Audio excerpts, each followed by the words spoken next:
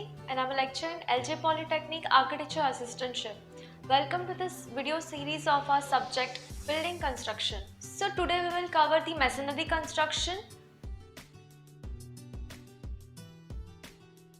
So now we need to understand the masonry. What is masonry?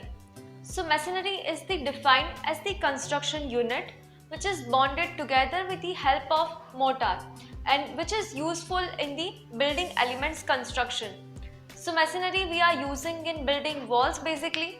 Also we have different types of openings which carries masonry arrangements. So today we will cover the masonry constructions, subtypes, the principles and the junctions we are using in masonry constructions. So there are two types of masonry in construction, which is brick and the other is stone masonry. So first we need to understand the basic element of any masonry, which can be a brick block or a stone piece. So first we need to understand the different types of terms we are using. So a typical brick carries the typical terms. So every brick has the term such as header, stretcher, face, back, frog.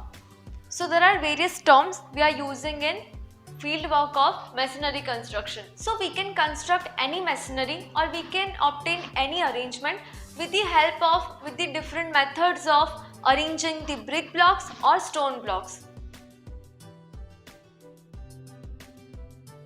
So first we are going to understand the brick masonry. So for that we need to cover the terms related to brick. So as you can see on the screen, these are the terms we are using in construction brick blocks. So we have joints, also we have bond, course, header, stretcher, cow nose, bull nose, through stone, reveals. Also we are covering the construction terms, whether it is like coping or corbel, cornice, weathering or parapet.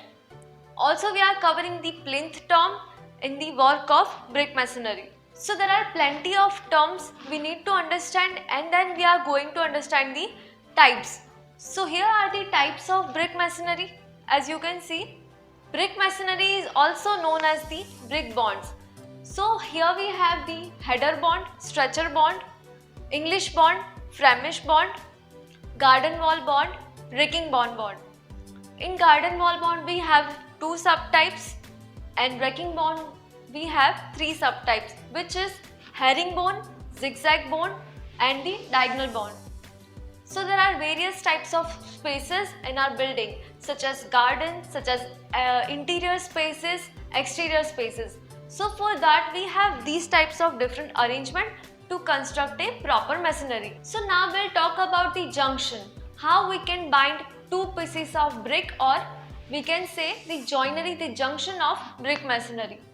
So here we have different types of junctions, basically acute junction, the squint junction. So these junctions are helpful to bind the brick blocks together and we can have the durability in our masonry construction. So now we'll go through the stone masonry.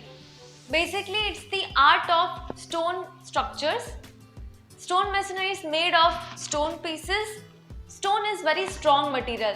So this types of masonry is useful in massive construction works such as dams, lighthouses, railway ballast or we can say the monumental building or the memorial buildings. So in stone masonry also we need to follow particular principles such as the stone. The pieces of stone we are using in masonry, it has to be properly dressed or we can say properly finished. So every stone must carry the proper process before its construction. Also stone is the economical material, so it is proved to be very beneficial for the investors. So now we are going to the types of stone masonry.